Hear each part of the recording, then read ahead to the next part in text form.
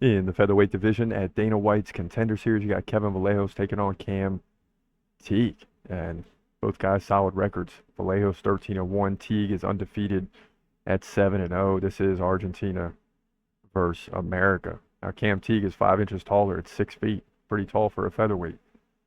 Normally weighs in at 155, so he's going to be light, getting down to 145. He's 26. Vallejos 22 years old. Vallejos has some stats because he's been here before. He's a switch stance fighter, 68-inch reach, 4.7 significant strikes per minute in that fight, no takedowns. In his 13 wins, he had 9 KOs, 2 submissions. Impressive. So he lost to Jean Silva at the Contender Series by unanimous decision. We all know how good Jean Silva is now, right? Obviously, he's a pretty good fighter. Since then, he came back and won 2 in a row. So he seems destined to get into the UFC, but he's got to get through undefeated Cam Teague. So how good is this guy? Fighting out of Alabama or from Alabama.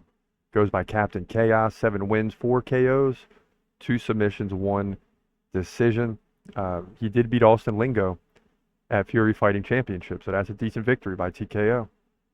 Also has fought out of Empire Fighting Championships, beat Cody Jenkins there by TKO. He's won the last 4 fights by TKO after winning the previous 2 by submission and his first fight ever by decision. So that's what you want to see.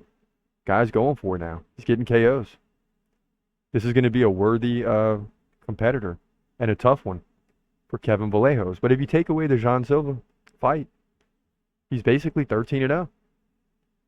So to me, it's like having 2 undefeated fighters. I'm worried about the height of Cam Teague, but Vallejos looked, decent in his last fight, and his opponent that he lost to went on to do pretty well so far in the UFC for himself. So it lets you know that Vallejos has had that competition. You really can't fault him for that loss. If he would have beat Silva, he would have definitely gotten into the UFC and been performing well already.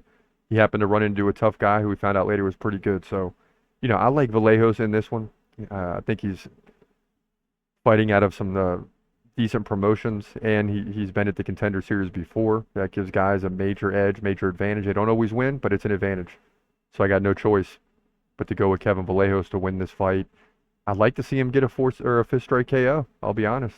If he can do that, he definitely gets into UFC. So that's what I'm rooting for him to get the KO and go to 14-1. That's what happens, in my opinion. Featherweight division, Dana White's Contender Series.